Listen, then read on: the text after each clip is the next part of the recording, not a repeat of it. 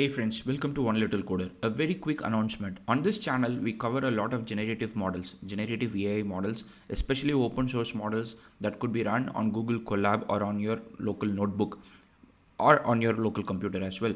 The main thing that you need to remember is whenever we use these models, we would always load the model file. And most likely, these model files that we load are pytorchweights.pt or checkpoints.ckpt files.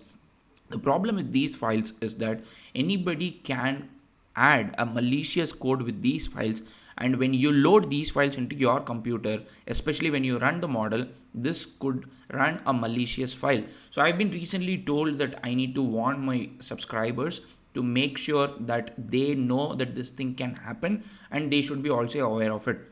Very unfortunately, I don't have a Windows machine or I don't have an antivirus to check every CKPT file that we cover on this channel. So first of all, I would very strongly encourage all of you to run a scan on any CKPT file or any PyTorch file or any Pickle file that we cover on this channel, or if you personally use as well any model, please first of all scan the file. First thing, always scan the file to see if any malicious code is there. Most likely your antivirus or any such software cannot completely find if there is any malicious file, but I've been also told that there are instances where they have found out Trojan and other malwares inside a CKPT file. So an antivirus could be of some help even if it is not completely of help. First point. The second point is, please educate yourself about this topic.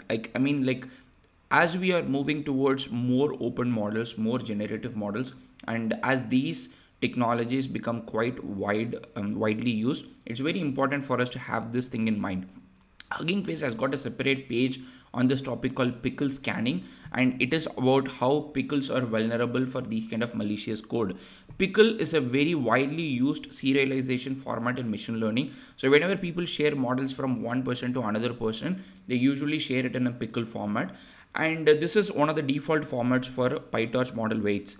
And that is why it is dangerous, because any code, malicious code, can be combined, pickled with the existing pickle model file, and it could be sent to you. And when you load that model, that malicious code could get executed on your computer. So now I'm not getting into the details. I would recommend you to read this file. But what can you do for that?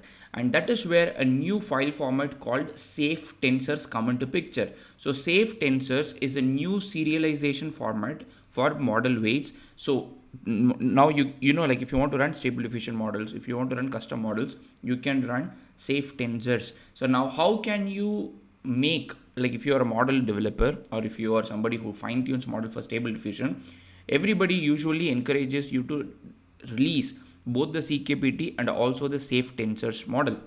So how can you do it? So there is a very nice tool called CKPT to SafeTensors conversion tool, and this is quite helpful if you are a model developer. But one thing that you have to keep in mind, if you are an end user just like me, then the CKPT file that you load inside this tool will also be first loaded, which means a malicious code can get executed. So if you're going to use this tool, always trust the model, like always use the trusted model, don't use any model. But if you are a person who creates model, it is a good practice to also release SafeTensors model along with your CKPT model.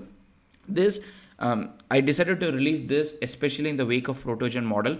So the Protogen model that I shared on this channel, do not, as far as I know, I have not seen anybody complaining about a malware or a malicious code inside it. But one of my Twitter followers actually told me that their antivirus captured some malware or a Trojan from that Protogen model.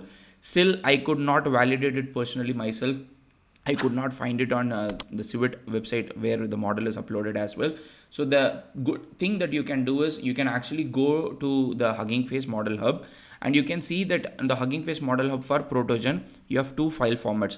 You've got the CKPT file format and you have got the Protogen file format as well. So if you do not trust this model, you can always use the SafeTensors model. You don't have to necessarily use only CKPT, and this way you are minimizing your risk of having a malicious code running on your machine, because you don't know what is there in the CKPT. But having said this thing, this is just a general public service announcement, nothing to make you panic.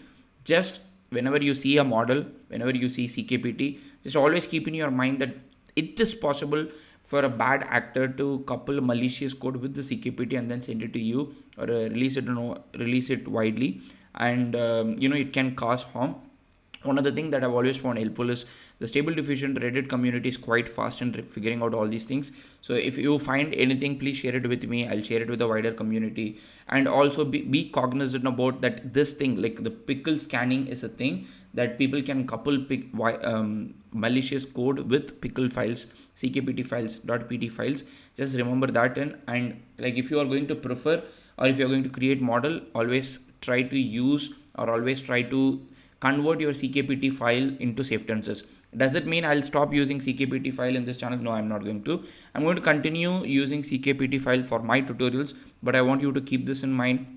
And if you ever come across a model that I've shared on the channel and you feel that it is not safe, please let me know. I'll share it with the wider community. Like, we all have to be collectively help each other on this thing. I hope this was helpful to you in learning about CKPT, SafeTensors, and what kind of issue comes with Pickle security. If you have any question, let me know in the comment section. Otherwise, all the required links will be in the YouTube description. Make sure you check it out. Thank you so much. See you in the next video.